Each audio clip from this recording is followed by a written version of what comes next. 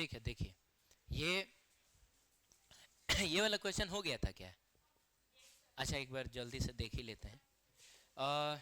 कह रहा है कि vertical electric field of magnitude 4.9 into 10 to the power 5 newton पर coulomb just prevents a water droplet of mass 0.1 gram from falling. एक water का droplet है जिसका मास है 0.1 ग्राम। हम इसको अगर केजी में कन्वर्ट करें तो this will become 0.1 into 10 to the power -3 KG. Gram को केजी में कन्वर्ट करने के लिए 1000 से डिवाइड करेंगे और नीचे वाला 1000 ऊपर जाकर 10 टू दी पावर -3 बनेगा। अब मिला जुला के हम इसको 10 टू दी पावर -4 केजी भी तो लिख सकते हैं, बोलिए ना। चलिए, अब इस पर नीचे की तरफ कौन सा फोर्स लगेगा? ग्रेविटेशनल फोर्स लगेगा। लेकिन ये नीचे गिर नहीं रहा है, और इसको गिरने से कौन रोक रहा है? एक वर्टिकल डायरेक्शन का इलेक्ट्रिक फील्ड। तो जाहिर सी बात है कि वो जो इलेक्ट्रिक फील्ड होगा वो वर्टिकली ऊपर होगा, बोलो, तब ना वो इस पर ऊपर की तरफ इलेक्ट्रोस्टैटिक फोर्स लगा के और इस पर नेट फोर्स को जीरो कर पाएगा। आप चाहते हैं कि इस पर नेट फोर्स क्या हो जाए? जीरो। तो उसके लिए इलेक्ट्रोस्टैटिक फोर्स को इक्वल होना पड़ेगा mg के, है कि नहीं? तो चलिए, आप जानते हैं कि इलेक्ट्रोस्टैटिक फोर्स होता है q इंटू ई। इसका चार्ज मान लिया जाए कितना है? q है। इलेक्ट्रिक फील्ड कितना है? E है, जो कि दिया हुआ है 4.9 into 10 to the power 5 newton पर कूलम ना। बोलो बाबू। तो Q E should be equal to M into G. चूंकि हमको क्यू निकालना है तो हम लिखेंगे M G divided by E. Mass question में दिया हुआ है 10 टू दी पावर -4। जी की वैल्यू हम 10 ले कि 9.8 ले, तो ऑब्वियसली हमको ऐसा लग सकता है कि 10 लेने से कैलकुलेशन आसान रहेगा, लेकिन यहाँ पर नहीं। क्योंकि बाबू आप देखिए कि ये 4.9 ना है, और 4.9 का जो डबल होता है वो 9.8 होता है, या यूं कहें कि 4.9 9.8 का आधा होता है। तो यहाँ से भी हम लोग हिंट लेते हैं। क्यों, कहे के लिए 4.9 दिया? वो 5 भी तो दे सकता था। हाँ, 5 देता तब हम लोग 10 ले लेते। तो ऐसा मेरा मन कह रहा है कि हमको जी की जगह पे तो 9.8 ही लेना चाहिए, ताकि जब मैं ई की जगह पे 4.9 इंटू 10 टू दी पावर कितना 5 रखूं, आंसर ऑब्वियसली कूलम में ही आएगा, क्योंकि हमने हर चीज को ऐसा यूनिट में पुट किया है। मास भी देखो हमने केजी में पुट किया है। बोलो, ये भी मीटर पर सेकेंड स्क्वायर, ये भी आपका न्यूटन पर कूलम है। तो हमारा फाइनल आंसर भी ऐसा यूनिट यानी किस में आएगा? कूलम में आएगा। अब ये देखो 9.8 जो है वो 4.9 से 2 बार में जाएगा, और ये 10 टू दी पावर 5 ऊपर जाएगा, 10 टू दी पावर -5 बनेगा। ये हो जाएगा 2 into 10 to the power -9 coulomb, and the answer is B. ऐसा हो जाएगा। ठीक है, एक बात का ख्याल रखिएगा, आपने पढ़ा है 11th क्लास में सिग्निफिकेंट फिगर। तो ये क्वेश्चन जो है डेसिमल के एक प्लेस तक आंसर जानना चाह रहा है, इसीलिए जब हम इसका आंसर लिखेंगे तो 2 इंटू 10 टू दी पावर -9 ना लिख के 2.0 हम कंफर्म करेंगे कि ना डेसिमल के एक प्लेस तक भी वो जीरो ही है। जा जा जा, कोई बड़ी बात नहीं है, लेकिन आईआईटी एडवांस इन सब चीज़ों को भी देखता है। खैर, ये वाला कोई, अच्छा, इस क्वेश्चन में शायद फोटो था ना, तो बताना। एक ट्रायंगल था, right angle triangle, side length कितना था? ए दिया है क्या इसमें? अच्छा, लैंग्वेज में दिया है। हाँ, क्या दिया है? ए दिया है, ए था। यहाँ पे हमको याद आ रहा है +6q था, और यहाँ पे हमको याद आ रहा है -8q था, और हमको बताना था कि यहाँ पर नेट इलेक्ट्रिक फील्ड कितना होगा, है कि नहीं? तो इसकी वजह से यहाँ पे इलेक्ट्रिक फील्ड इधर की तरफ होगा, मान लिया जाए कुछ E1, और हम ये चाहें तो E1 लिख भी सकते हैं। बताइए ये E1 कितना होगा? तो KQ/r²। पॉइंट चार्ज की वजह से KQ/r² ही ना होता है, Q की जगह पे 6q डिवाइडेड बाई r² का मतलब a²। सही है। चलिए, इसकी वजह से यहाँ पे जो इलेक्ट्रिक फील्ड होगा वो इधर की तरफ होगा, और इसको अगर हम लोग कुछ E2 बोल दें, E2 को मैंने बड़ा Q बनाया है क्योंकि सेम डिस्टेंस पे ये छोटा चार्ज और ये बड़ा चार्ज है, तो छोटे चार्ज की वजह से इलेक्ट्रिक फील्ड थोड़ा कम होगा, बड़े चार्ज की वजह से इलेक्ट्रिक फील्ड ज़्यादा होगा।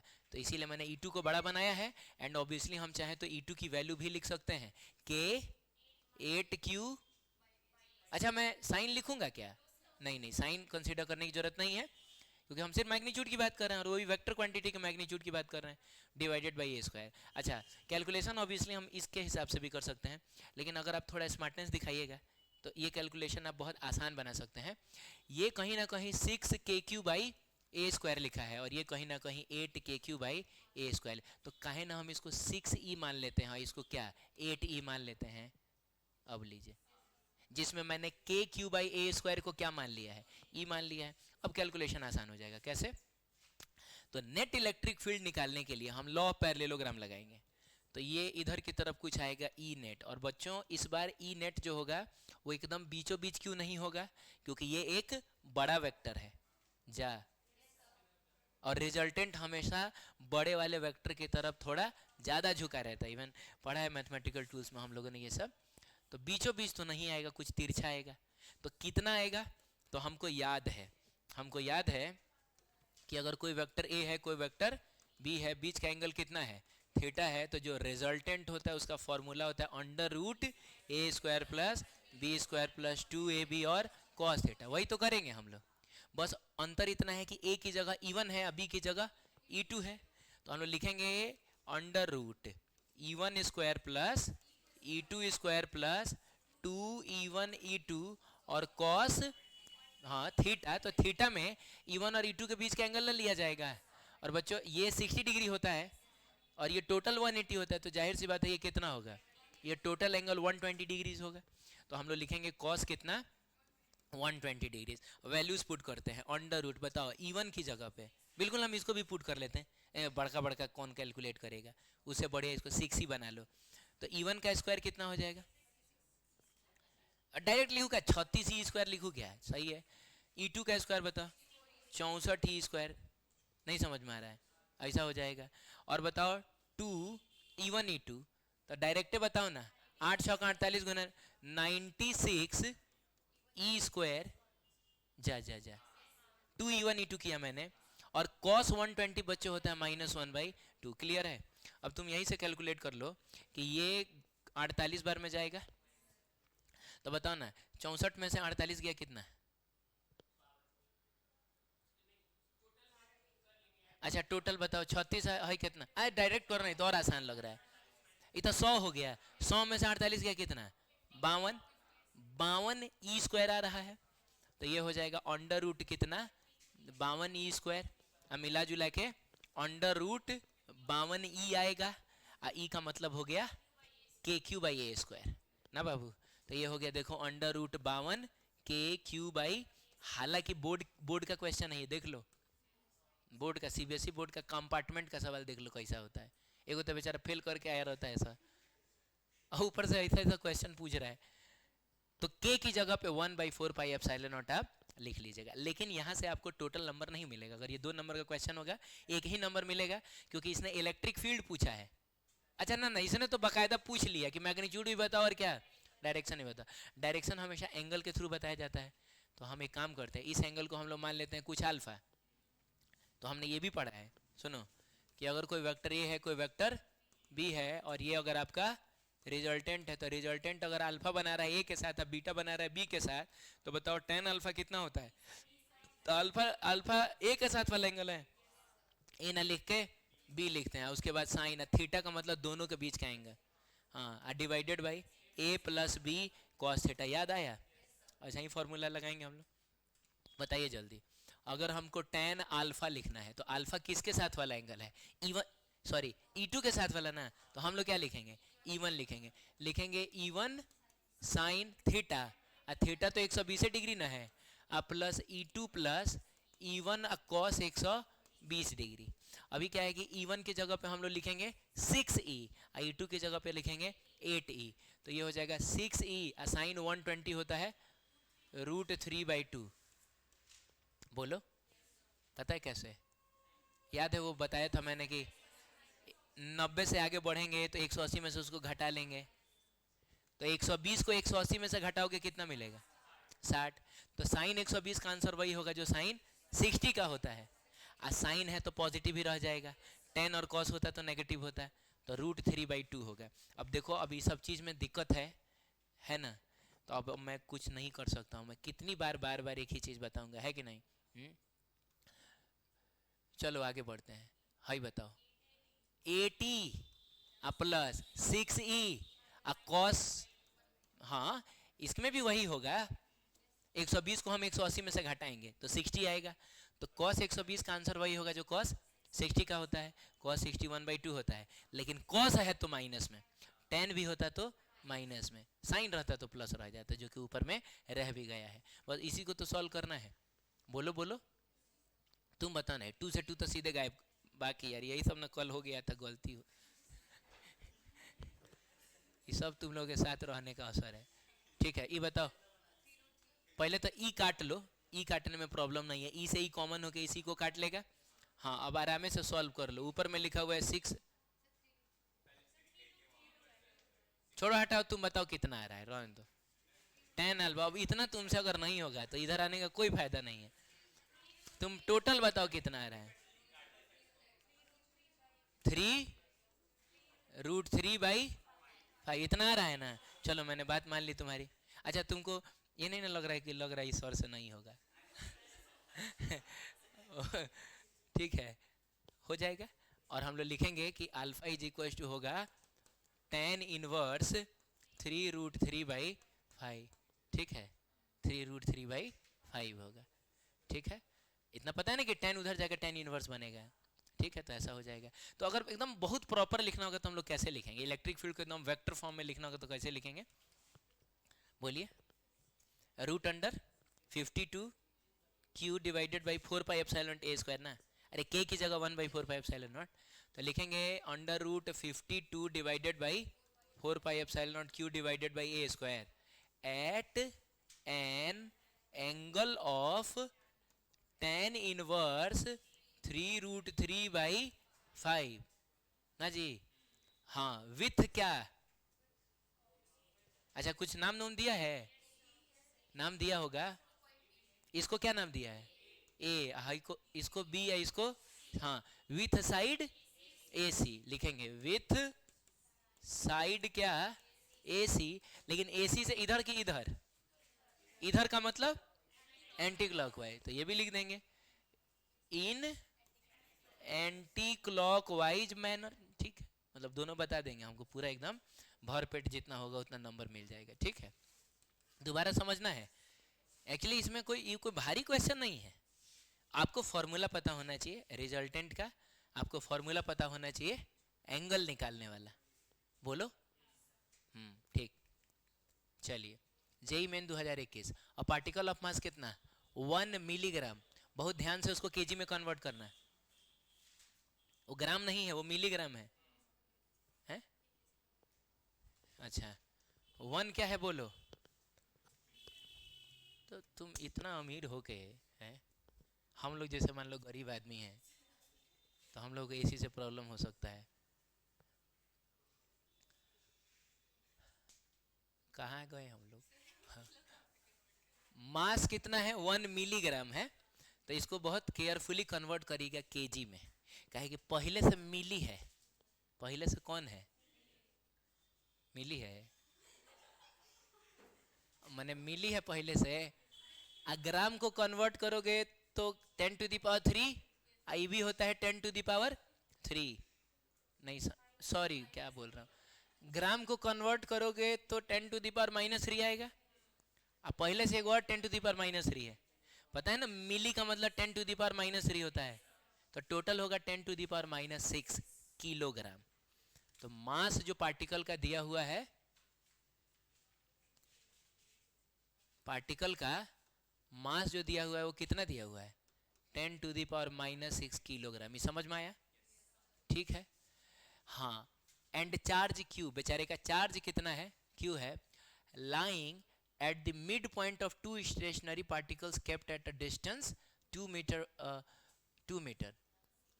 when each is carrying same charge Q। अच्छा, मतलब दो और पार्टिकल्स है ना जी, दो और पार्टिकल्स हैं और इन पे भी चार्ज कितना है, और ये फिक्स्ड है, लिखा गया जरूर होगा इसमें।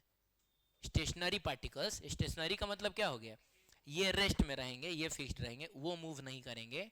ठीक है, अब दोनों के बीच का डिस्टेंस 2 मीटर, तो आई थिंक कि ये हो जाएगा 1 मीटर। अब बाबू ये भी हो जाएगा कितना?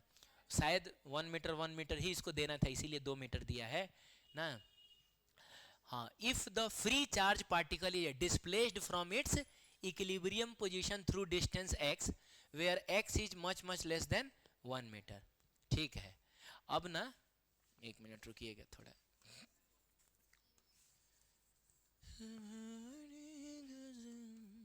ये कितना है और ये भी कितना है, 1 मीटर है ना। अब इसको ना थोड़ा सा डिस्प्लेस किया जा रहा है, तो चलिए हम इसको इतना डिस्प्लेस करके यहाँ रख देते हैं। यानी अब ये चार्ज यहाँ से गायब हो गया, बोलो बाबू, और कहाँ पहुँच गया, यहाँ पे पहुँच गया।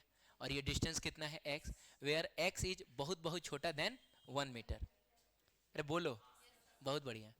अब तुमसे बोल रहा है कि ये एग्जीक्यूट करेगा सिंपल हार्मोनिक मोशन। पढ़ो, द पार्टिकल एग्जीक्यूट्स क्या, SHM, it's angular frequency of oscillation will be उतना उतना। तो आपको मतलब बताना है कुछ, अच्छा वही डैश के बारे में बताना है कि यहाँ क्या आएगा ना। पहले हम लोग SHM का कंडीशन याद करेंगे, क्या कंडीशन होता था SHM का। SHM का 2 कंडीशन होता है। क्या कंडीशन होता है, हाँ सुनिए, वो अपना स्प्रिंग वाला अगर हम लोग देखें तो स्प्रिंग अगर अपने नेचुरल लेंथ पे है तो अभी तो कहीं नहीं जाएगा, लेकिन इसी स्प्रिंग को अगर हम लोग खींच दे थोड़ा सा, एक्स डिस्प्लेस कर दें ना, छोड़ेंगे तो क्या जाके रुक थोड़े जाता है, फिर आगे बढ़ता है, आगे पीछे आगे पीछे आगे। SHM वाला जाके देखे थे ना। देखो कोई भी लेक्चर जो मैं डालता हूँ कोई मामूली लेक्चर नहीं होता, एक बात याद रखना, उतना बढ़िया तरीके से उतने कम टाइम में हर चीज़ एक्सप्लेन करने वाला वीडियो तुमको मिलेगा नहीं। इसको अगर तुम खींच के छोड़ते हो, अब ये मोशन में आ जाएगा। इसका मोशन कैसा होगा, ऑसिलेटरी होगा, जाकर रुकेगा, थोड़े आगे बढ़ेगा, रुकेगा, फिर आगे पीछे करेगा। तो हर ऑसिलेशन SHM नहीं होता है, ठीक है। ये DPP नंबर जो 11 आपको मिला होगा ना, उसका पहला नंबर क्वेश्चन देखिएगा तो उससे ये क्लियर होगा ना। अभी छोड़ दो, अभी छोड़ दो, अरे बाबू छोड़ दो।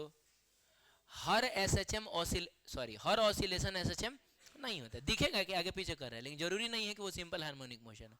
उसके लिए 2 मैथमेटिकल कंडीशन होना चाहिए। द फर्स्ट कंडीशन इज कि इस पर लगने वाला जो नेट फोर्स होना चाहिए वो इस डिस्प्लेसमेंट के ऑपोजिट होना चाहिए। क्या लग रहा है, अगर हम इसको अभी छोड़ दें तो स्प्रिंग कहाँ फोर्स लगाएगा, इधर लगाएगा।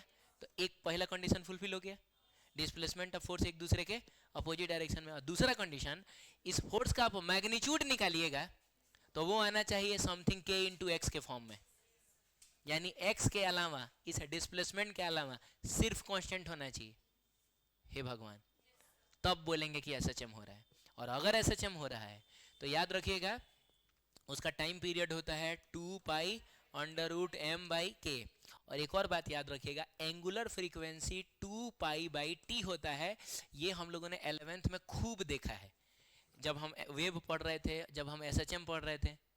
जा जा जा, ओमेगा बराबर 2 पाई बाई टी, चाहे टी बराबर 2 पाई बाई ओमेगा।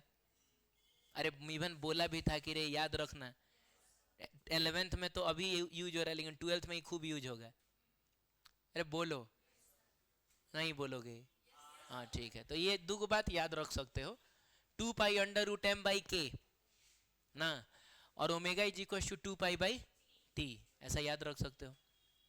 इसमें कुछ लिखना है क्या जल्दी से, अरे क्या लिखोगे रे, तुम लोग पढ़ के आए हो ना वो SHM वाला, तो काय के लिए लिखोगे, रहने दो, आगे बढ़े। जिसमें k क्या होता है, k क्या होता है, जब आप फोर्स लिखिएगा ना तो x के बगल में जो कुछ भी आ जाए, हाथी घोड़ा जो आ जाए वही होता है k। m क्या होता है, मास, इसीलिए पिछले क्वेश्चन में देखो मास भी दिया था। बाकी 2 पाई तो 2 पाई होता है। चलिए ढूंढते हैं कि क्या इसका सही में SHM होने वाला है कि नहीं। तो देखो और बताओ कि ये जो चार्ज है इसको रिपेल करेगा अगर F1 फोर्स लगा के, तो ये भी तो इसको रिपेल करेगा और कुछ F2 फोर्स लगाएगा। कौन बड़ा होगा ये बताओ, सेम होगा क्या, सेम होगा क्या, क्यों सेम होगा, क्योंकि ये भी चार्ज Q है और ये भी चार्ज Q है, तो चार्ज तो सेम हो गया।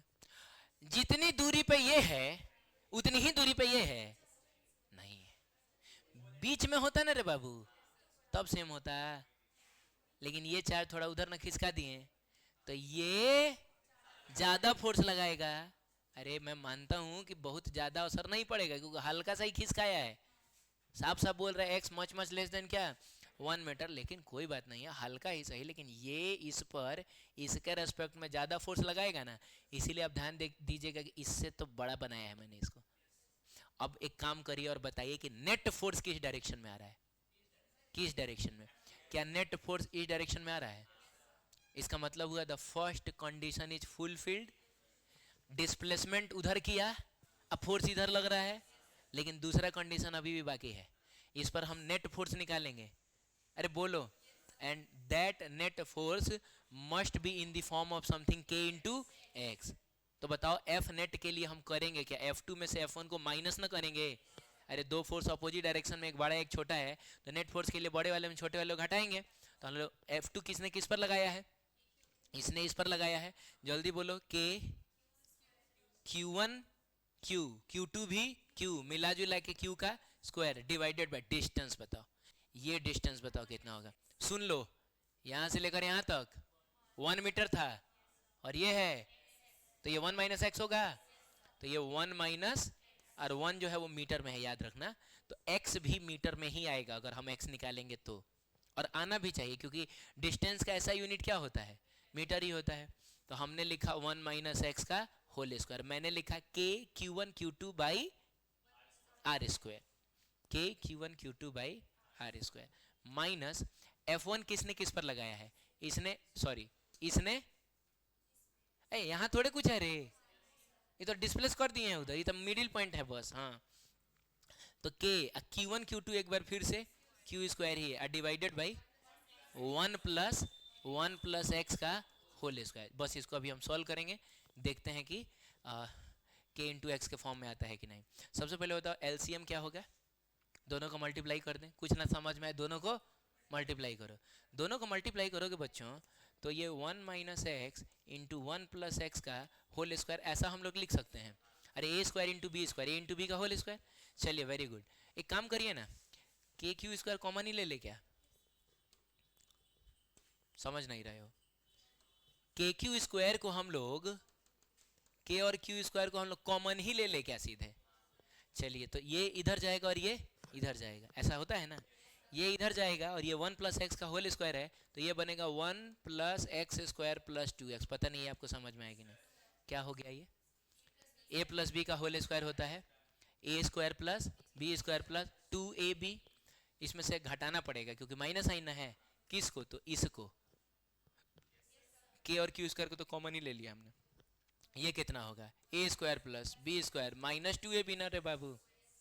अब तुम बताओ, यहाँ पर ध्यान से देखो, ये 1 है, अब माइनस 1 अंदर जाके इसको माइनस बना देगा, तो ये कट गया एक्स स्क्वायर से, क्यों, क्योंकि ये माइनस में ना है, लेकिन ये प्लस में है, तो 2x प्लस 2x कितना, 4x। वेरी गुड, तो ये हो जाएगा f इज इक्वल टू के क्यू स्क्वायर और 4x डिवाइडेड बाई, ठीक है। तो ये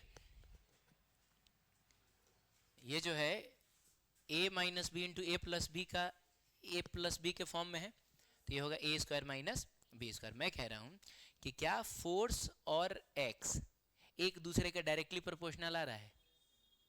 जा, मैंने कहने का मतलब है कि क्या x के अलावा बाकी जो कुछ भी है वो सिर्फ कांस्टेंट है?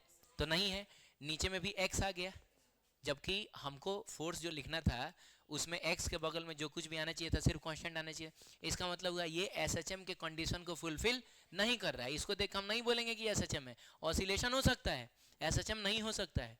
लेकिन इस क्वेश्चन ने कहा है कि x बहुत बहुत छोटा है 1 मीटर से, यानी अब हम x को नेग्लेक्ट कराने के बारे में सोच सकते हैं। वो जहां कहीं भी 1 के बगल में लिखा होगा ना, हम उसको नेग्लेक्ट कर सकते हैं, लेकिन वो प्लस माइनस में लिखा होना चाहिए कि गुना भाग में। हाँ, इस x को नेग्लेक्ट नहीं कर सकते हैं क्योंकि ये मल्टीप्लिकेशन में है, इसको हम नेग्लेक्ट कर सकते हैं क्योंकि ये इसके साथ सब्ट्रैक्शन में है। तो x अगर बहुत बहुत छोटा है 1 से, तो x का स्क्वायर भी बहुत बहुत छोटा होगा 1 से। ऐसा समझिए ना कि x है मान लीजिए 0.001, अब लीजिए, अरे तो स्क्वायर कर दोगे तो ये और बन जाएगा 0.0000001, नहीं हो जाएगा, और छोटा हो जाएगा, तो स्क्वायर करने से तो ये और छोटा हो गया। तो अगर x ही 1 से बहुत छोटा है तो x स्क्वायर भी 1 से बहुत छोटा होगा, और हम तब इसको नेग्लेक्ट कर सकते हैं। अब देखो नीचे में तो कुछ मिलेगा नहीं, 1 ही मिलेगा, तो बताइए f इज इक्वल टू कितना रहा, तो k का मतलब, ठीक है वो तो न्यूमेरिकल वैल्यू हम लोग अपना पुट कर लेंगे, 9 इंटू 10 टू द पावर 9, तो हाँ 4k क्यू स्क्वायर इंटू है। अब बताइए तो क्या x के बगल में जो कुछ भी है सिर्फ कांस्टेंट है? हाँ, दोनों कंडीशन SHM का फुलफिल हो गया। इसका मतलब हुआ कि अब हम लोग अपना एंगुलर फ्रीक्वेंसी चाहे फ्रीक्वेंसी वाला फॉर्मूला सब रख सकते हैं, ठीक है। कौन कौन सा फॉर्मूला हमको याद है? टाइम पीरियड का हमको याद है ना जी, लेकिन टाइम पीरियड ये हमसे पूछा नहीं है, ये हमसे पूछा है एंगुलर फ्रीक्वेंसी। और हम जानते हैं कि एंगुलर फ्रीक्वेंसी होता है 2 पाई बाई टी। चलिए 2 पाई तो 2 पाई है, और टाइम पीरियड का फॉर्मूला भी हमको याद है 2 pi under root M by के।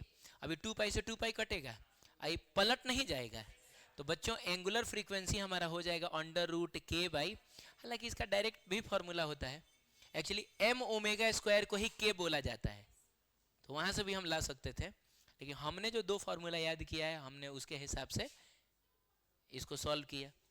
अब बस क्या है, k की जगह पे रखना 4k क्यू स्क्वायर। अरे बोलो, m की जगह पे मास तो दिया ही हुआ है, आइए देखते हैं ओमेगा कितना आता है। बोलो बच्चों, सबसे पहले तो ऐसा अंडर रूट आएगा, 4 आएगा, k का मतलब 9 इंटू 10 टू द पावर 9। अरे बोलो ना, हाँ अब बताओ, हाँ क्यू स्क्वायर ना, देख लीजिए क्यू स्क्वायर कितना दिया हुआ है, क्यू स्क्वायर ही 10 दे दिया है, तो हम क्यू स्क्वायर की जगह कितना रख लेंगे, 10 रख लेंगे। जा जा जा जा, अरे के जो है वो 4k क्यू स्क्वायर ही ना है, तो वही तो लिखा है मैंने, 4k का मतलब वही 9 into 10 to the power 9, Q square question ने दिया है, डिवाइडेड बाई मास कितना है बोलो जल्दी, 10 टू द पावर -1, तो ये 10 टू द पावर माइनस, जो भी आंसर होगा वो रेडियन पर सेकंड में होता है, एंगुलर फ्रीक्वेंसी रेडियन पर सेकंड में होता है। इसको सॉल्व करना भी बहुत आसान है। हाई बताओ, 4 का बन के बाहर निकलेगा, 2 बन के, 9 का बन के, 3 बन के, आई बताओ 10 टू द पावर 10 हो गया, आई 10 टू द पावर 6 ऊपर जाके 10 टू द पावर 16 बन जाएगा, और 10 टू द पावर 16 का root 10 to the power 8 radian per second. नहीं समझ में आया, 6 into 10 to the power 8 radian per second. आप बताइए डैश की जगह पे क्या आया है, 6 नहीं आया है, तो इसका आंसर हो जाएगा 6। क्लियर है? चलिए, इसका मतलब एक चीज और हमने सीखा, और ये चीज आप कहीं लिख लीजिएगा, अगर हम ज्यादा डिस्प्लेस करके छोड़ते हैं ना तो ऑसिलेशन तो होता, लेकिन हम उसको SHM नहीं बोलते, क्योंकि हम इसके आगे बढ़ ही नहीं पाते, हम इस x को नेग्लेक्ट कर ही नहीं पाते। जा जा जा जा, यानी बड़ा सा ऑसिलेशन SHM नहीं होता इस केस में, लेकिन छोटा सा ऑसिलेशन जो होगा वो SHM होगा। तो इस बात को लिखो कि जनरली, जनरली लिखो, generally small oscillations are SHM। generally small oscillations are SHM।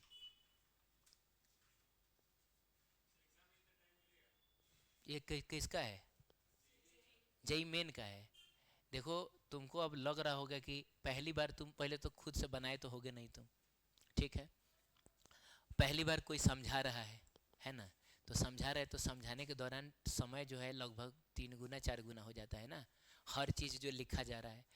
जो स्टूडेंट डेली बेसिस पर 2 साल लगातार प्रैक्टिस किया है ना, उसके लिए ये क्वेश्चन 2 से 3 मिनट से ज़्यादा का है ही नहीं। अरे भाई, क्या इसमें कौन चीज़ ज़्यादा है? क्या ज़्यादा है इसमें?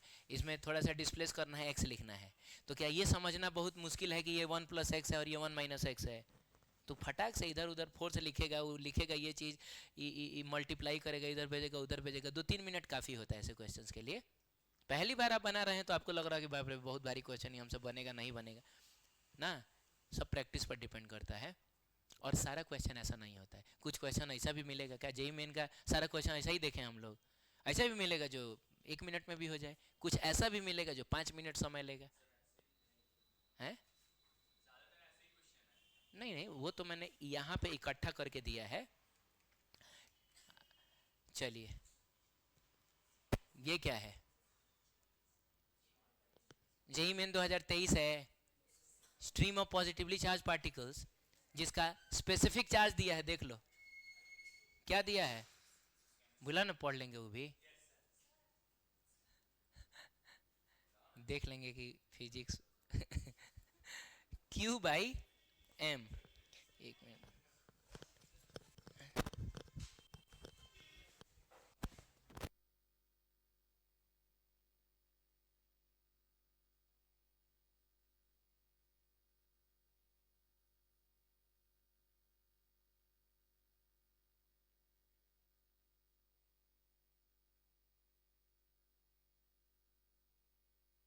स्ट्रीम का मतलब हुआ कि धारा टाइप का होगा, है ना। पॉजिटिवली चार्ज पार्टिकल जिसका स्पेसिफिक चार्ज न दिया हुआ है इतना कूलम पर केजी और वेलोसिटी दे दिया है 3 × 10⁻⁷ आई कैप मीटर पर सेकंड का मतलब हुआ एक्स एक्सिस में वेलोसिटी होगा, ठीक है। Is deflected by an electric field 1.8 J cap kilo volt पर मीटर। ध्यान रखिएगा किलो का मतलब 10⁻³ होता है। जा अरे बोलो, तो इस किलो को हजार में कन्वर्ट जरूर कर लेना अगर वैल्यू पुट करना तब। और वोल्ट पर मीटर का मतलब इलेक्ट्रिक फील्ड का यूनिट हो गया ये। The electric field exist in a region 10 centimetre along X direction, ठीक है। Due to the electric field the deflection of the charge particle in the Y direction is, सुनिएगा ये हो गया हमारा कौन सा एक्सिस बताइए, ये हो गया हमारा वाई एक्सिस, क्लियर है। सबसे पहले तो ये बताइए कि चार्ज पार्टिकल को फेंका किधर गया है, एक्स एक्सिस की तरफ, बोलिए, जिसकी वेलोसिटी या इसको यू से डिनोट कर लेते हैं ना, इनिशियल वेलोसिटी। अरे बोलो, जिसकी इनिशियल वेलोसिटी कितनी है 3 × 10⁻⁷ मीटर पर सेकंड। अच्छा मैं आई कैप इसलिए नहीं लिख रहा हूं क्योंकि मैंने डायरेक्शन तो दिखाई दिया, बोलो ना, स्पीड इतना हो गया। अब इलेक्ट्रिक फील्ड जो है वो किस डायरेक्शन में है बताना, वाई डायरेक्शन में है। तो इलेक्ट्रिक फील्ड वाई डायरेक्शन का मतलब ऊपर ना होगा, लेकिन सुनिएगा इलेक्ट्रिक फील्ड ऊपर के डायरेक्शन में तो है, इलेक्ट्रिक फील्ड ऊपर के डायरेक्शन में तो है लेकिन पूरा नहीं है। कहां तक है, बस x = 10 सेंटीमीटर का मतलब हुआ यहां से लेकर यहां तक कितना होगा 10 सेंटीमीटर होगा, ठीक। अब जब ये चार्ज पार्टिकल आगे बढ़ेगा तो चूंकि वेलोसिटी है आगे तो बढ़ेगा ही, लेकिन इस पर फोर्स कहां लगेगा ऊपर, तो ये डिफ्लेक्ट करेगा ना, तो इसका पाथ मुड़ जाएगा। इट इज समथिंग लाइक इस पेन को अगर मैं ऐसे फेंक दूं क्या सीधा जाता है, क्यों, क्योंकि फेंकने के बाद इस पे फोर्स किधर लगने लगा है नीचे की तरफ, तो इसीलिए ये ऐसा डिफ्लेक्ट करके पैराबोलिक पाथ बना के नीचे जाएगा, ये भी पैराबोलिक पाथ ही बनाएगा। एक बात याद रखिएगा, कभी भी एक लाइन में बोलूंगा समझ में आ जाएगा तो ठीक है, नहीं तो कोई बहुत बड़ी बात नहीं है, नहीं बात तो बहुत बड़ा ही है। कभी भी वेलोसिटी और कांस्टेंट फोर्स के बीच का एंगल 0 डिग्री और 180 डिग्री के अलावा कुछ भी हो, पाथ हमेशा पैराबोला होता है। फिर से सुनो, वेलोसिटी और फोर्स के बीच का एंगल 0 और 180 के अलावा कुछ भी हो, पाथ हमेशा पैराबोला होता है। तो इसका पाथ भी कैसा होगा, पैराबोला होगा, और ये कुछ इधर की तरफ ऐसे अपना जाएगा ना बाबू, एक मिनट रुक जाओ, हाँ इधर की तरफ ऐसे जाए, लेकिन यहाँ के बाद सीधा निकल जाएगा क्योंकि इसके आगे इलेक्ट्रिक फील्ड नहीं है। अरे इसके बाद फोर्स नहीं लग रहा है तो सीधा ही ना जाएगा। अरे यार हमसे बोल रहा है कि बताओ इस यात्रा के दौरान वाई डायरेक्शन में कितना डिफ्लेक्शन हुआ है, यानी कहीं ना कहीं हमसे ये वाला डिस्टेंस पूछ रहा है। इस डिस्टेंस को हम क्या मान लेते हैं, हमसे ये वाई जानना चाह रहा है।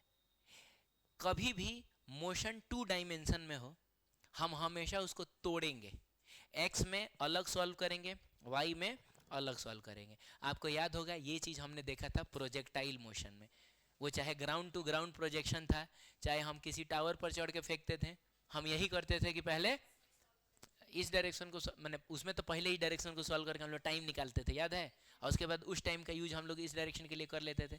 तो एकदम दिखने में तुमको कितना भी भारी भरकम क्वेश्चन लग रहा है, लेकिन अगर कॉन्सेप्ट क्लियर है कि हमको एक्स एक्सिस को अलग सॉल्व करना है, वाई एक्सिस को अलग सॉल्व करना है, बहुत आसानी से होगा। सबसे पहले हम लोग एक्स एक्सिस को सॉल्व करेंगे, बोलिए एक्स एक्सिस में इनिशियल वेलोसिटी कितनी है 3 × 10⁻⁷ मीटर पर सेकंड, एक्स एक्सिस में डिस्प्लेसमेंट कितना हुआ है 10 सेंटीमीटर, तो 10 × 10⁻⁻² मीटर।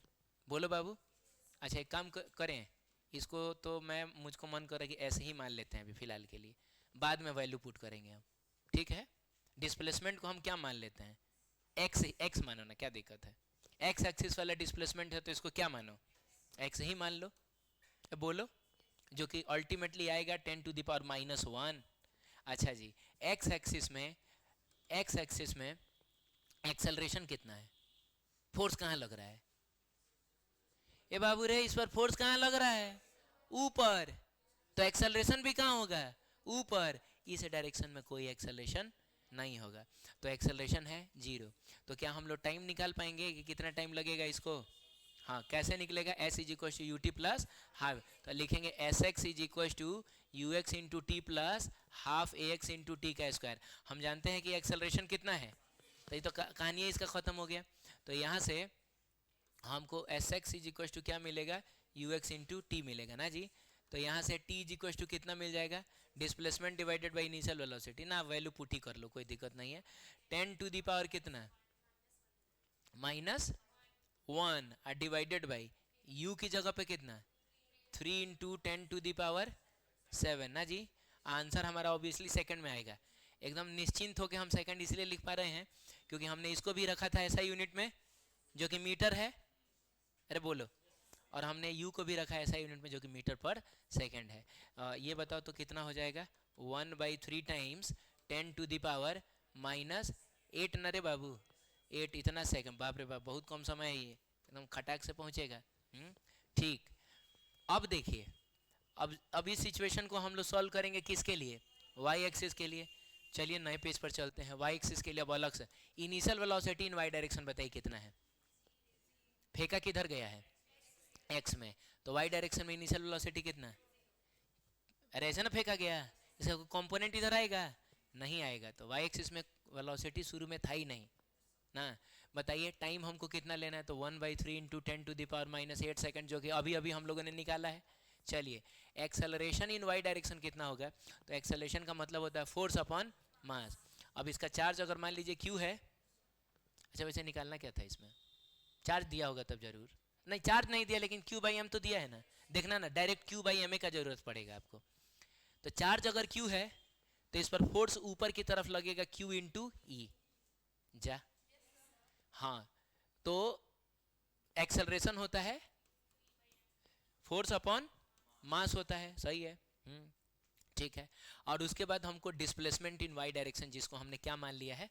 वाई मान लिया, और यही तो हमको निकालना भी है। कुछ नहीं है, एस बराबर you T plus half A T square, हम एक बार फिर से करेंगे। तो एस की जगह पे वाई, यू की जगह पे खत्म करो, यू टी खत्म करो, बस लिखो हाफ ए की जगह पे Q E divided by M T का स्क्वायर हो जाएगा।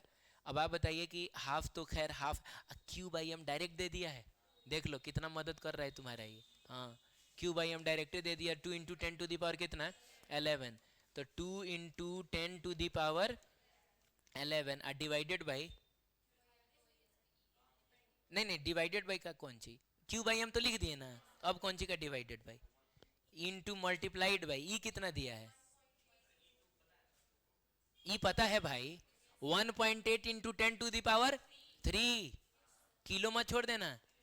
तो 1.8 इंटू 10 टू दी पावर 3 और टी का स्क्वायर कितना होगा? तो 1/9 into 10 to the power -16, 1.9 into 10 to the power -16। कुछ समझ में आ रही है? बस इसी को तो हमको लग रहा है सॉल्व करना होगा। करिए सॉल्व। 2 से 2 बताइए, कट गया। अच्छा, तो हाई कितना है? 9 दूनी 18, तो यहाँ 0.1 मिलेगा, जीरो, अच्छा सॉरी दुनिया 0.2 मिलेगा ना। तो इसका 2 निकाल लो तुम, इनटू, ठीक, ये 0.2 निकाल लिए हो तो 0.1 बचा है, वो इसको बना देगा 10 टू दी पावर 2, ये हो जाएगा 10 टू दी पावर 13, मतलब ये और ये मिलके, और ये 10 टू दी पावर -16 है, तो ये हो जाएगा 10 टू दी पावर -3, और इतना हो जाएगा मीटर। 10 टू दी पावर -3 मिली होता है। आंसर आ गया आपका 2 मिलीमीटर। ठीक है, आंसर आ गया 2 मिलीमीटर। याद करिए, प्रोजेक्टाइल मोशन में ये चीज हमने देखा था कि पहले हम उस डायरेक्शन को सॉल्व करते हैं जहां से हमको टाइम मिल सके। तो यहाँ पर किसको सॉल्व करने पर आपको टाइम मिला था? एक्स एक्सिस को। क्यों? क्योंकि हमको इनिशियल वेलोसिटी पता है, हमको एक्सेलरेशन पता है कि नहीं है, हमको डिस्प्लेसमेंट पता है कि इस डायरेक्शन में 10 सेंटीमीटर ना चलना है ना। ठीक है, चलिए, तो ये चीज़ है। तो ऑब्वियसली जेई मेन का लेवल तो नीट से तो ऊपर होता है। तो लेकिन कभी भी आप नीट के लिए प्रिपेयर कर रहे हैं ना, आप किसी भी इंस्टीट्यूट में पढ़िएगा, वो आपको जेई मेन लेवल तक पढ़ाएगा, आपको जेई मेन का क्वेश्चन कराएगा। इसलिए कहे कि नीट रिपीट करता है बहुत फ्रिक्वेंटली जेई मेन के पुराने क्वेश्चंस को। ठीक है, चलिए नहीं तो जेई मेन करना हो तो नहीं नहीं जेई मेन करना हो तो पहले तो एकदम कॉन्सेप्ट बहुत अभी सारा कॉन्सेप्ट ही ना है। अरे कैलकुलेशन में कहीं हमको बहुत मुश्किल हुआ क्या, वो तो आराम से आंसर आ गया 2 मिलीमीटर। लेकिन कॉन्सेप्ट था जिसमें हमको पहले तो 11th क्लास वाला कॉन्सेप्ट याद होना चाहिए कि 2 डायमेंशनल मोशन हो रहा है तो एक्स को अलग सॉल्व करो, वाई को अलग सॉल्व करो, है कि नहीं। तो जेई मेन का मतलब हुआ कि एकदम कॉन्सेप्ट क्रिस्टल क्लियर होना चाहिए, पानी की तरह क्लियर होना चाहिए और प्रैक्टिस होना चाहिए। अब ऐसा क्वेश्चन एक बार करके जाओगे तो थोड़े तुमसे बनेगा, लेकिन ऐसा ऐसा क्वेश्चन खूब करके जाओगे बनेगा आराम से। चलिए, यूनिफॉर्म इलेक्ट्रिक फील्ड कितना है, 10 न्यूटन पर coulomb is created between two parallel. I think इसमें फोटो है, जल्दी बताओ। ऊपर कैसा चार्ज, पॉजिटिव चार्ज, और बताओ नीचे कैसा चार्ज, नीचे है आपका नेगेटिव चार्ज।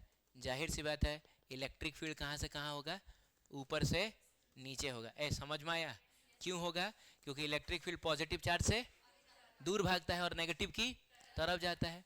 अब इसमें हमको लग रहा है कोई चार्ज फेंका गया है। अच्छा, तो मिला जुला के फोटो तो ऐसा ही बन रहा है जैसा हमने पहले देखा था। और क्या है ये, एक इलेक्ट्रॉन है, बोल नहीं रहे हो, ये एक इलेक्ट्रॉन है। अच्छा, तो इलेक्ट्रॉन को फेंका गया है तो इलेक्ट्रॉन पे फोर्स लगता है इलेक्ट्रिक फील्ड के अपोजिट डायरेक्शन में। तो फेंका आपने इधर है लेकिन फोर्स कहाँ लगेगा, ऊपर। तो इसका पाथ भी होगा पैराबोला, तो यहां से वो बाहर अब निकलने वाला है।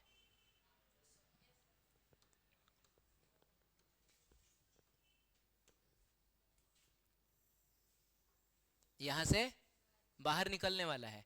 हमको बताना है कि शायद ये वाला एंगल कितना होगा, ये एंगल ना बताना है। अरे बोलो ना। अच्छा ठीक है, तो ये इसका मैं सॉल्यूशन आपको बताता हूँ।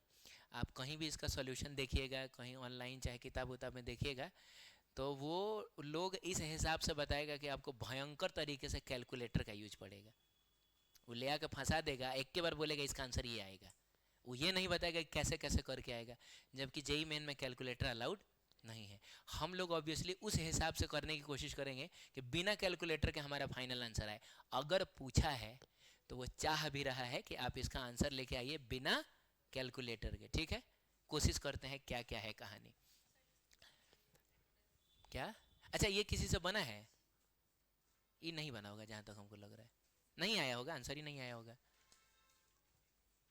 10 न्यूटन पर कूलम का इलेक्ट्रिक फील्ड है। ये इलेक्ट्रिक फील्ड कितने का है, 10 न्यूटन पर कूलम का। इज क्रिएटेड बिटवीन, चलो ये सब तो हमको दिख ही रहा है, an electron enters field symmetrically between the plate.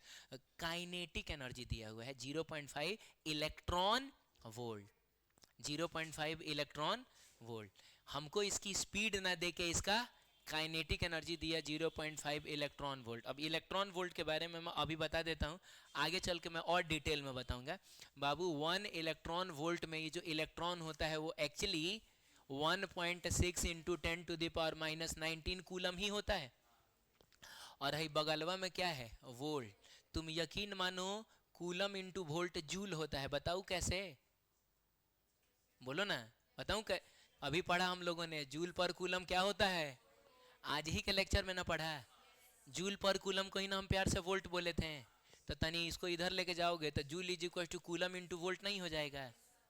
तो कूलम और वोल्ट मिलके क्या बनेगा, इसका मतलब हुआ 1 इलेक्ट्रॉन वोल्ट कुछ और नहीं 1.6 इंटू 10⁻⁻19 जूल होता है। इसको आप कहीं लिख लीजिए, और आप तो पेपर में लिख लीजिए।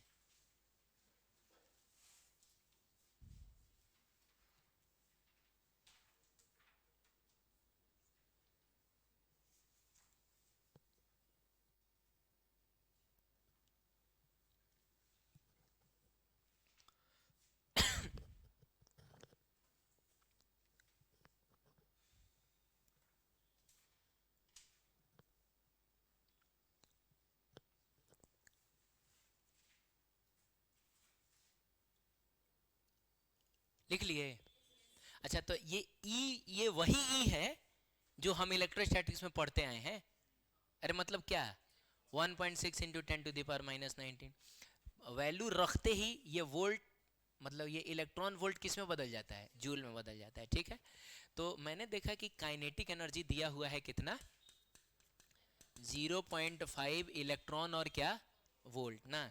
एक काम करते हैं, हम लोग यहाँ यूनिट्स नहीं लिखते हैं। मैं मान रहा हूं कि ये ई जो है इसका मतलब 1.6 into 10 to the power minus 19, और इसका जो कूलम आएगा और जो वोल्ट था मिल के जूल बन चुका है, और हम अभी फिलहाल यूनिट नहीं लिख रहे हैं, ठीक है। तो आप बताइए काइनेटिक एनर्जी होता क्या है, हाफ एम वी स्क्वायर, बोलो, इज इक्वल टू हो जाएगा 0.5 इंटू कितना ई। यूनिट को अभी मैं हटा रहा हूँ, और जाहिर सी बात है यहाँ यूनिट जूल आएगा, क्योंकि ई की जगह पे हम लिख देंगे 1.6 into 10 to the power minus 19। तो बाबू ये 2 इधर जाएगा, तो बताइए m इंटू वी स्क्वायर कितना मिला, खाली ई, 2 इसको 1 बना देगा, और v इज इक्वल टू हो जाएगा under root E divided by कितना m। तो याद रखिएगा इसकी जो अभी फिलहाल वेलोसिटी है वो कितनी है, under root E by m है। जा जा जा, नहीं समझ में आया, अरे कितनी है, under root E by M है। तो बताइए क्या एक्स डायरेक्शन में कोई फोर्स लग रहा है, अरे जब तुमने इसको फेंक दिया तो एक्स डायरेक्शन में कोई फोर्स लग रहा है, अरे ना बोल यार, क्योंकि इलेक्ट्रिक फील्ड वाई डायरेक्शन में ना है, तो फोर्स भी वाई डायरेक्शन में लगेगा। भले ही अलग बात है कि नेगेटिव चार्ज है तो ऊपर लगेगा, एक्स डायरेक्शन में कोई फोर्स नहीं तो एक्स डायरेक्शन में कोई फोर्स नहीं, तो एक्स डायरेक्शन में कोई एक्सेलरेशन नहीं, और एक्स डायरेक्शन में एक्सेलरेशन नहीं का मतलब एक्स डायरेक्शन वाली वेलोसिटी में कोई बदलाव नहीं होगा, यानी इसकी फाइनल वेलोसिटी भी बच्चों under root E by M ही रहेगी। लेकिन कौन से डायरेक्शन वाली फाइनल वेलोसिटी, एक्स डायरेक्शन वाली। क्लियर है? लेकिन अभी रुकिए 1 मिनट, आपको इस डायरेक्शन वाला भी वेलोसिटी निकालना पड़ेगा, तब ना बता पाइएगा कि ये नेट वेलोसिटी किस डायरेक्शन में है ना बाबू। तो हमको पता करना पड़ेगा एक्स डायरेक्शन में, सॉरी वाई डायरेक्शन में फाइनल वेलोसिटी कितनी है, और वाई डायरेक्शन में हमको क्या क्या पता है। वाई डायरेक्शन में हमको पता है इनिशियल वेलोसिटी 0 है, वाई डायरेक्शन में हम एक्सेलरेशन बता देंगे फोर्स अपन मास करके, अरे बोलो ना, और वाई डायरेक्शन वाली हमको वेलोसिटी चाहिए, तो या तो हमको टाइम पता करना पड़ेगा और ना तो हमको ये वाला डिस्प्लेसमेंट पता करना पड़ेगा।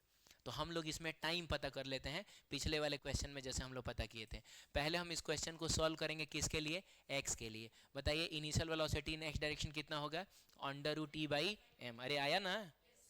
बताइए एक्सेलरेशन इन एक्स डायरेक्शन कितना है, 0 है। बताइए displacement in X direction, I think कि इसमें भी 10 सेंटीमीटर दे दिया है, देख रहे हो, अरे बोलो ना।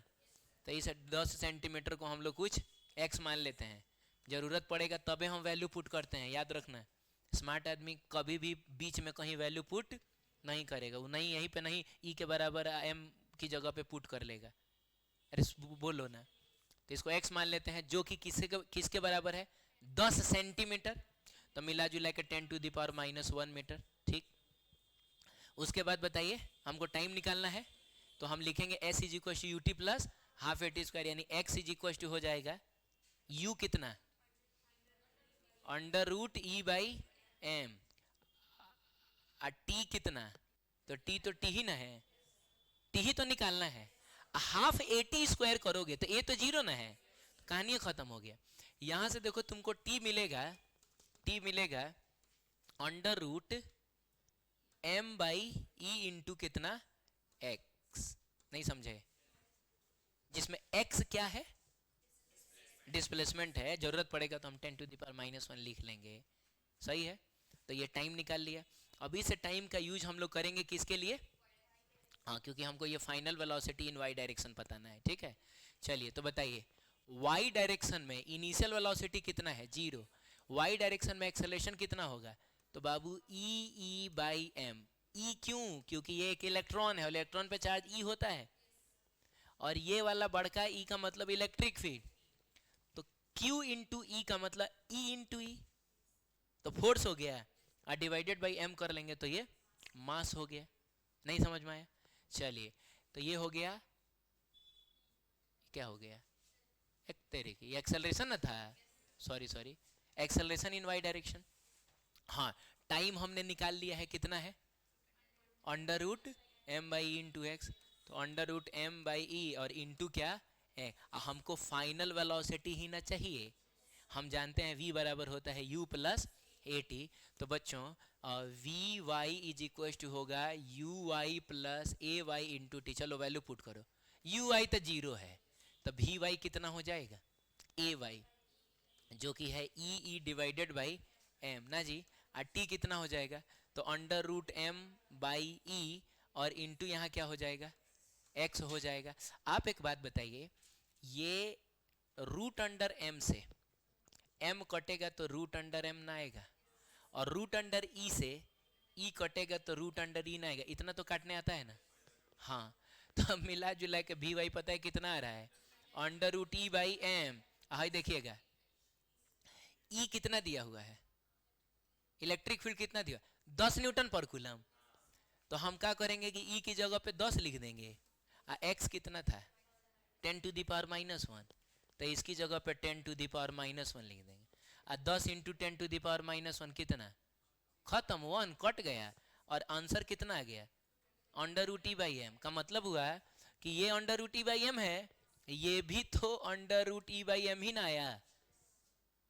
नहीं समझे यार, तो बताइए ये कहाँ होगा नेट इलेक्ट्रिक फील्ड, ये और ये अगर सेम हो जाए तो रिजल्टेंट कहाँ आता है, बीचों बीच का मतलब एंगल कितना होगा 45 डिग्री। ये हो जाएगा कितना 45 डिग्री।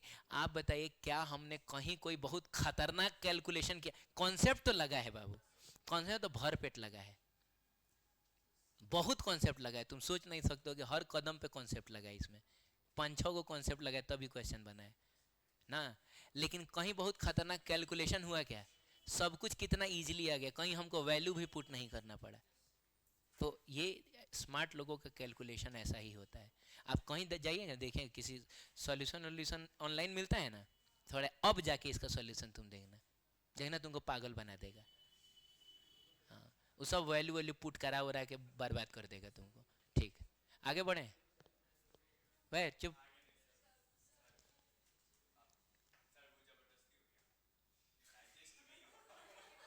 नहीं नहीं, कितना क्वेश्चन बाकी है, 2 बाकी है। देख मिनट देख लेते हैं कौन सा है ये। आसान क्वेश्चन है, देख लो जल्दी, तो ऐसे ही तुम लोग जितना देर बैग वैग सरिया होगा उतना देर में हो जाएगा। चलो देखो क्या है कहानी की, यहाँ एक ब्लॉक है, जल्दी बताओ इलेक्ट्रिक फील्ड कितना है, 100 है, 100 वोल्ट पर मीटर है, वेरी गुड। तो इलेक्ट्रिक फील्ड है 100। अच्छा एक बात बताओ, मतलब तुमको ऐसा नहीं लगता कि टाइम वेस्ट हो रहा है सब, यही ओरिजिनल टाइम का यूज तुम लोग कर रहे हो, वो सब उधर सब मोह माया होता है, मेन चीज ये है कि नहीं। हाँ, वो सब समझ लो, नाला होता है ना, नाला वो है, ये समुंदर है। अभी तुम समुंदर में तैर रहे हो जहाँ कोई और छोर नहीं मिलेगा तुमको, कहीं से कुछ भी आ जाएगा। नाला में तो हमको पहले से पता है ना कि ज़्यादा ज़्यादा आएगा तो सुअर आएगा लेकिन समुंदर में तो वेल भी आ सकता है, शार्क भी आ सकता है। हाँ कोई बात नहीं, इधर देखो शार्क है, ये एक ब्लॉक है, उधर की तरफ 10 वोल्ट पर मीटर का इलेक्ट्रिक फील्ड है, ठीक है चलेगा, 100 वोल्ट पर मीटर का इलेक्ट्रिक फील्ड है।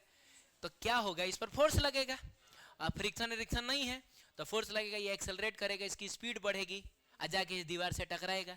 बोल रहा है टकरा, ये जो टकराव है ये परफेक्टली इलास्टिक है। परफेक्टली इलास्टिक का मतलब हुआ वो जिस स्पीड से टकराएगा उसी स्पीड से वापस आएगा। तो वापस जब लौटेगा तब बताओ इसकी स्पीड और बढ़ेगी कि घटेगी कि क्या होगी। जैसे एग्जांपल के लिए मान लो कि 0 मीटर पर सेकंड, 2 मीटर पर सेकंड, 4 मीटर पर सेकंड, 8 मीटर पर सेकंड, 10 मीटर पर सेकंड से टकराया, वापस भी आएगा 10 मीटर पर सेकंड से।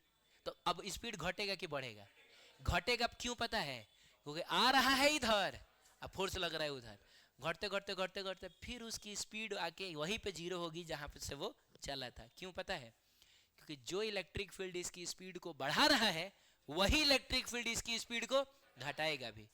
तो जिस रेट से बढ़ाया था उसी रेट से घटाएगा, इसका मतलब हुआ कि वहीं पे आके वो रुकेगा। लेकिन रुकेगा तो रुका ही थोड़े रहेगा, फिर जाएगा, टकराएगा, फिर आएगा, जाएगा। इट इज समथिंग कि एक बॉल को आप छोड़िए तो यहाँ पर इलेक्ट्रिक फील्ड है, यहाँ पर ग्रेविटेशनल फील्ड है, छोड़िए, और मानिए हवा नहीं है और कोलिजन एकदम परफेक्टली इलास्टिक है, तो जब वो 10 मीटर पर सेकंड से टकराएगा तो 10 मीटर पर सेकंड से ही उछलेगा। क्या लग रहा है कहाँ तक आएगा, क्या और ऊपर चला जाएगा, नहीं नहीं, क्या नीचे ही रह जाएगा? नहीं नहीं, एकदम वही तक आएगा जहां से आपने उसको छोड़ा था। तो क्या रुक जाएगा कि फिर नीचे जाएगा, फिर आएगा, फिर जाएगा, फिर आएगा? ऑसिलेशन शुरू हो गया कि नहीं? बोल रहा है इस ऑसिलेशन का टाइम पीरियड बताओ। तो इसमें कहीं कोई एसएचएम का कॉन्सेप्ट लगाने की जरूरत नहीं है, बस इतना पता कर लीजिए कि यहाँ से यहाँ तक जाने में कितना समय लगा है, उसी समय को डबल कर लेना। अरे एक ऑसिलेशन यहाँ जाकर थोड़े कंप्लीट हो जाएगा, एक ऑसिलेशन जब ये वापस आएगा तो यहाँ ना कंप्लीट होगा। बोलो ना। चलो बताओ इनिशियल वेलोसिटी कितना, जल्दी बोलो। 0। एक्सेलरेशन कितना? तो क्यू ई बाई एम, जिसमें क्यू कितना दिया हुआ है बताओ जल्दी। अच्छा डायरेक्ट क्यू बाई एम दे दिया, देख लो देख लो, बोला था ना मैंने, बोला ना स्पेसिफिक चार्ज पढ़ाते समय कि डायरेक्ट क्वेश्चन दूंगा कभी कभी स्पेसिफिक चार्ज दे देगा। तो ये आपकी मदद ही कर रहा है, आपको डिवाइड नहीं करना पड़ेगा। क्यू बाई एम कितना दे दिया? 8। माइक्रो का मतलब 10⁻⁻⁶ कूलम, कूलम पर ग्राम ना, यहाँ मत आके गड़बड़ा जाना। Gram should be converted into kilogram, and kilogram convert करने के लिए 10, अभी हो गया कूलम पर केजी, अभी कट जाएगा 10⁻⁻ कितना? -3। तो थोड़ा सा तो अच्छा क्या हो गया? इलेक्ट्रिक फील्ड नहीं लिखे वो बोल रहे हो? हाँ ठीक बोल रहे हो। अरे क्यू बाई एम ये था ना, ई की जगह पे कितना लिखा जाएगा? 100 लिखा जाएगा। हाँ अब हम सॉल्व करेंगे, बोलो ना। तो जब इनका यूनिट लिख दिए ना तब इसका भी यूनिट लिखना, वोल्ट पर मीटर लिख लेना, कोई दिक्कत नहीं है, तो ऐसा यूनिट है ना। अब हम इसको कैलकुलेट करेंगे और हमारा आंसर ऐसा यूनिट में आएगा जो कि होता है मीटर पर सेकेंड स्क्वायर। हाँ बताइए कितना होगा? 10⁻³ 10⁻², मिलकर 10⁻⁻1, तो ये हो जाएगा 0.8। अच्छा हम लिख भी सकते हैं 8 × 10⁻⁻1 मीटर पर सेकेंड स्क्वायर। क्या बोलते हो? डिस्प्लेसमेंट जरूर दिया होगा 10 सेंटीमीटर ना जी। तो बताओ डिस्प्लेसमेंट है 10 × 10⁻⁻2 मीटर। बोलो कम मिला जुला के ये भी तो 10 कितना है? 10⁻⁻1 मीटर ही ना है, मैंने 0.1 मीटर। अब हम क्या टाइम नहीं निकाल सकते हैं? तो बताइए टाइम कितना होगा? S = ut + ½ t²। तो बाबू S = S का मतलब कितना? अच्छा लिख लो ना, S = u तो खत्म ना है, खाली हाफ, हमको टाइम निकालना है। 2 को इधर लेके जाओ, a को इधर रूट चढ़ा दो, तो टाइम = हो जाएगा कितना? 2s / a√। चलिए बोलिए 2 है, s कितना है? 0.1 है, और a कितना है? 0.8 है। 0. कौन है? विच प्रियांशु?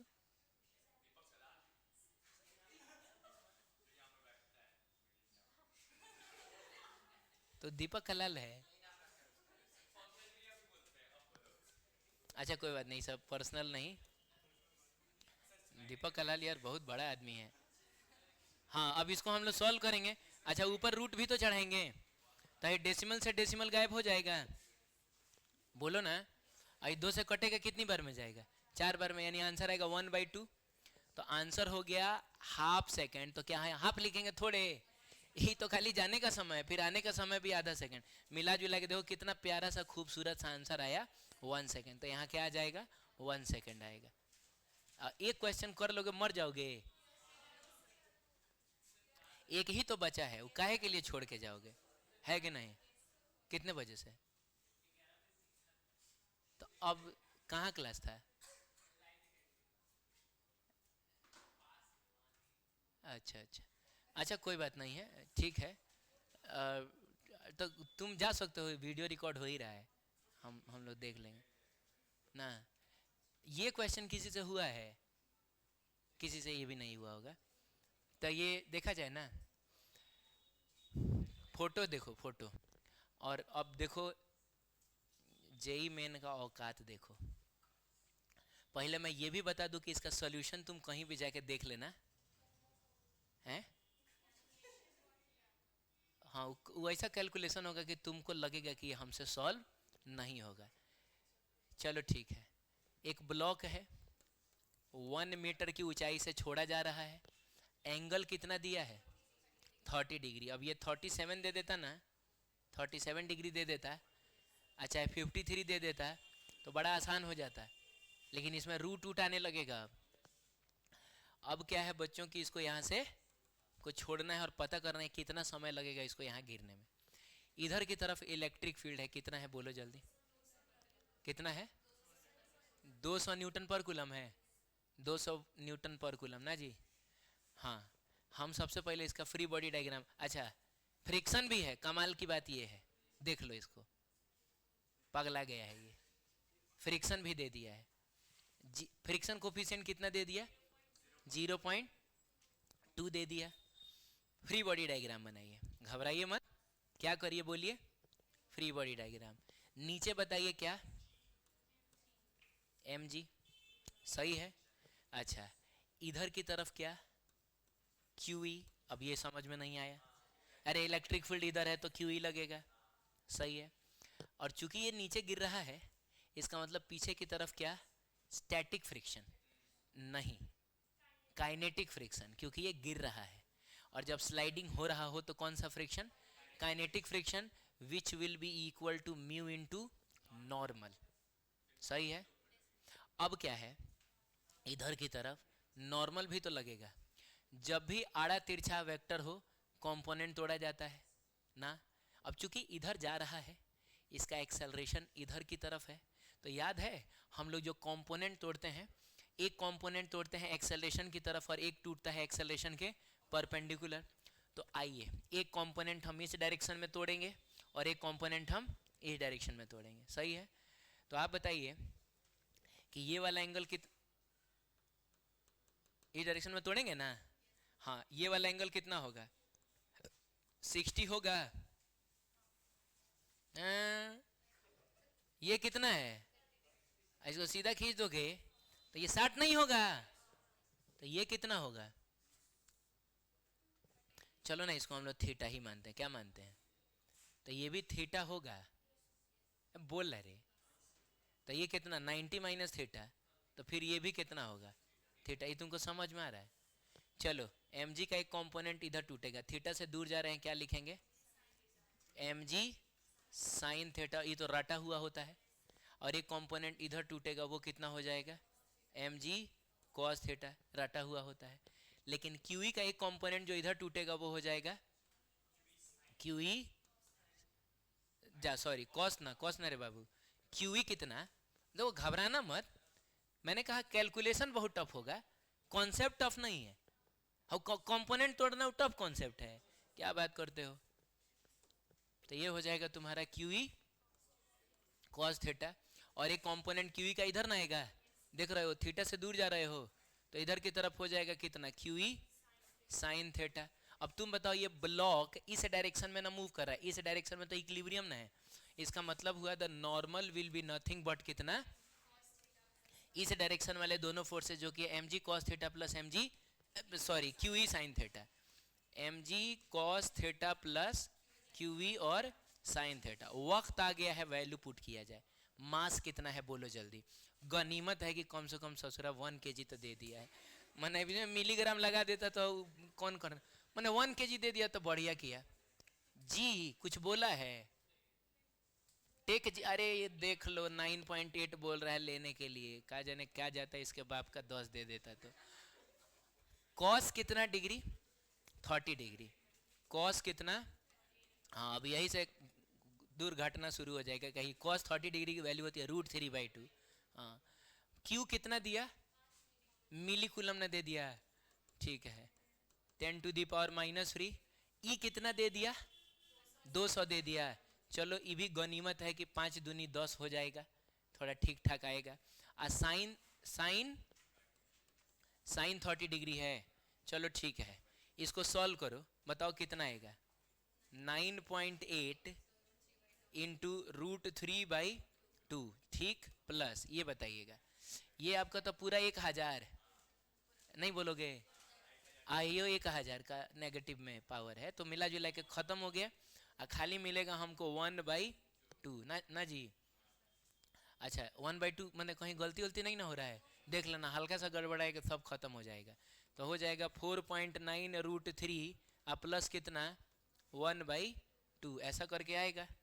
अच्छा हम ना यहाँ पर अब सॉल्व नहीं करेंगे, सुनिएगा, ढेर मेहनत मत कर लेना बीच में, बस छोड़ दो यही तक नॉर्मल, जरूरत पड़ेगा तो आगे अगर इसका यूज आएगा हम करेंगे, लेकिन अभी नहीं करेंगे। सही बोलो, चाहे मन करते इसको 0.5 लिख सकते हो। लो 1/2 अच्छा नहीं लग रहा है, क्या कर लेते हैं 0.5 लिख लेते हैं, थोड़ा रेंज में आ गया ना। अब देखो ये अगर 0.5 होता ना मजा आ जाता, कम से कम 0.5 कॉमन ले लेते तो 1+√3 टेक, लेकिन इसने कहा है कि तुमको 9/8 ही लेना है, तो अभी छोड़ देते हैं, आगे बढ़ते हैं। अब बताइए इस डायरेक्शन को जब सॉल्व करिएगा तो आप क्या लिखिएगा, driving force minus opposing force is equal to mass into acceleration. तो ड्राइविंग फोर्स कौन है, mg sin थीटा, नए पेज में चलते हैं हम लोग, mg sin theta minus opposing force कौन है, देखो तो क्यू ई कॉस थीटा है और म्यू इंटू नॉर्मल भी तो है, तो ये हो जाएगा Q E cos theta plus mu into क्या बराबर मास इंटू एक्सेलरेशन होता है m इंटू ए, लिखेंगे हम लोग।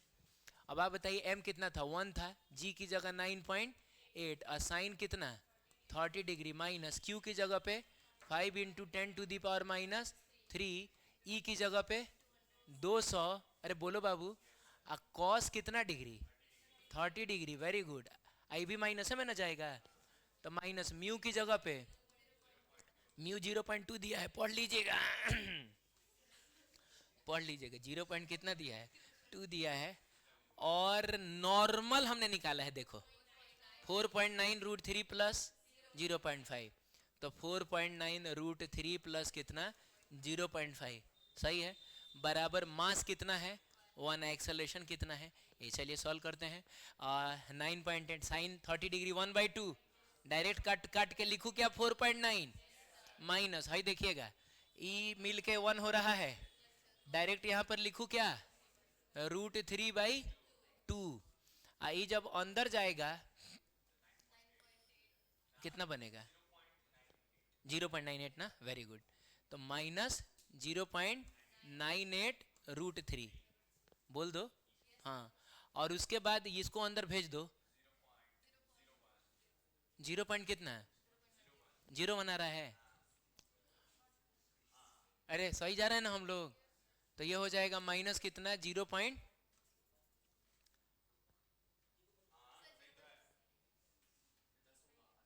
क्या तुम लोग कौन कहाँ से तुम लोग आया है रे, 0.1 बता रहे हैं हमको, 0.1 ना होगा, 5 दूनी 10 और 10 में ना 2 गो डेसिमल खिसकाएंगे, वही तो मैं बोल रहा हूँ कि ठीक है कोई बात नहीं है, चलता है, भूख लगा होगा ना।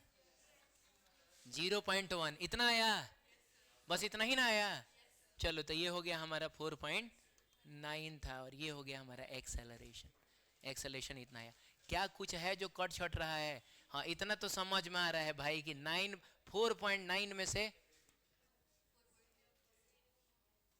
ये जाएगा तो कितनी बार में आएगा 4.8 होगा, नहीं होगा 4.8 हो जाएगा, बहुत बढ़िया।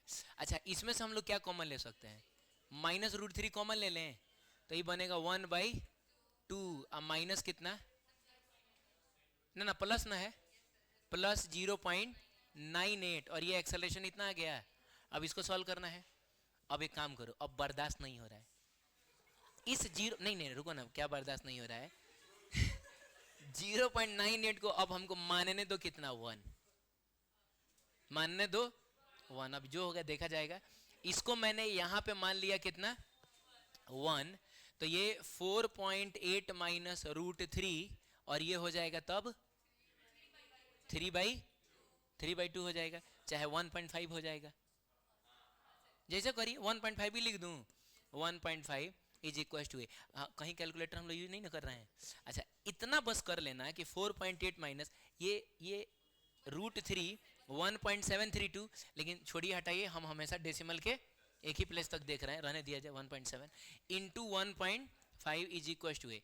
अब इतना तो तुमसे कम से कम हो जाएगा ना, बोलो ना, अभी मुँह जबानिया हो जाएगा, 17 दही 170 होता है, अरे बोलो 170 का आधा कितना होता है,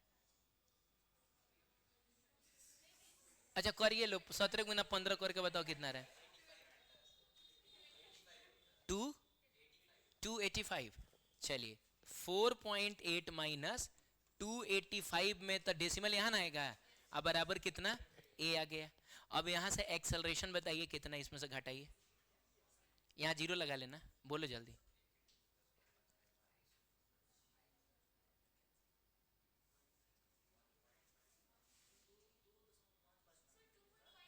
ये 2.5 आ रहा है, चलिए ठीक है, कोई बात नहीं है। हाँ अब बताओ ना कितना आ रहा है। अरे तो 45 2.45 1 बैक तेरे की।